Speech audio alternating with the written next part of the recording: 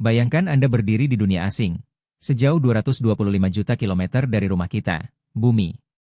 Langitnya pucat, tanahnya merah kecoklatan, dan udara begitu tipis hingga satu tarikan napas saja bisa mengakhiri hidup Anda. Inilah Mars. Planet yang selama puluhan tahun hanya kita saksikan lewat teleskop, foto satelit, dan robot penjelajah.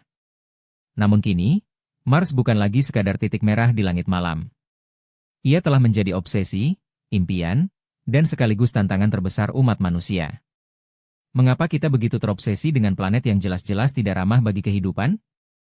Mars adalah planet keempat dari matahari. Ukurannya lebih kecil dari bumi, diameternya hanya setengahnya, dan gravitasinya sekitar sepertiga dari apa yang kita rasakan di sini. Artinya, tubuh manusia akan terasa lebih ringan di Mars.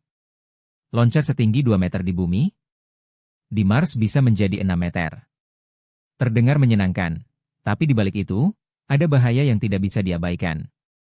Suhu di Mars bisa turun hingga -100 derajat Celcius di malam hari. Atmosfernya hampir seluruhnya karbon dioksida. Tidak ada lapisan ozon untuk melindungi dari radiasi matahari. Dan badai debunya bisa menyelimuti seluruh planet selama berminggu-minggu, membuat sinar matahari nyaris tak mampu menembus permukaan.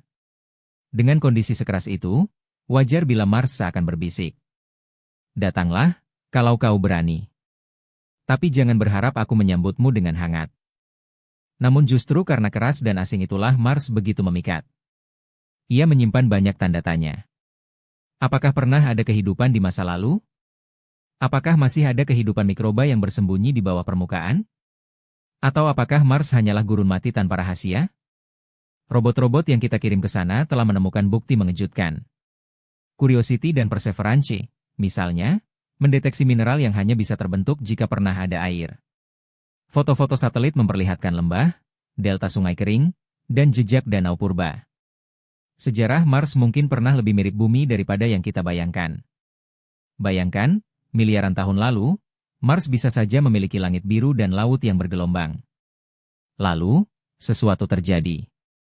Atmosfernya hilang, permukaannya mengering, dan planet itu mati perlahan. Dan disinilah letak provokasinya. Kalau itu bisa terjadi pada Mars, apakah suatu hari bisa terjadi pada bumi juga? Tentu saja, manusia tidak tinggal diam. Sejak era 1960-an, kita mengirim misi ke Mars.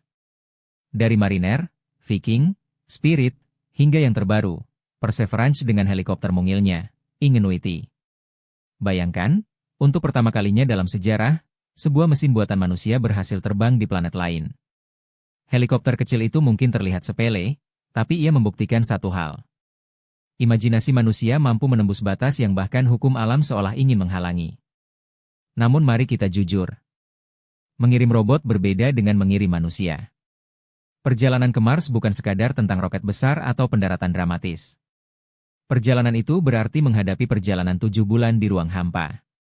Menghadapi radiasi kosmik, kehilangan massa otot, degradasi tulang, dan risiko psikologis karena terisolasi begitu lama. Dan setelah tiba di sana, tidak ada udara untuk dihirup. Tidak ada makanan. Tidak ada air yang mudah diakses. Segalanya harus dibawa dari bumi, atau diciptakan dari sumber daya lokal. Inilah yang membuat Mars terasa lebih seperti ujian, bukan sekadar tujuan. Pertanyaannya, mengapa kita harus mencoba? Bukankah bumi masih bisa ditinggali, meski dengan segala masalahnya? Mengapa menghabiskan miliaran dolar untuk planet yang jelas-jelas tidak ramah?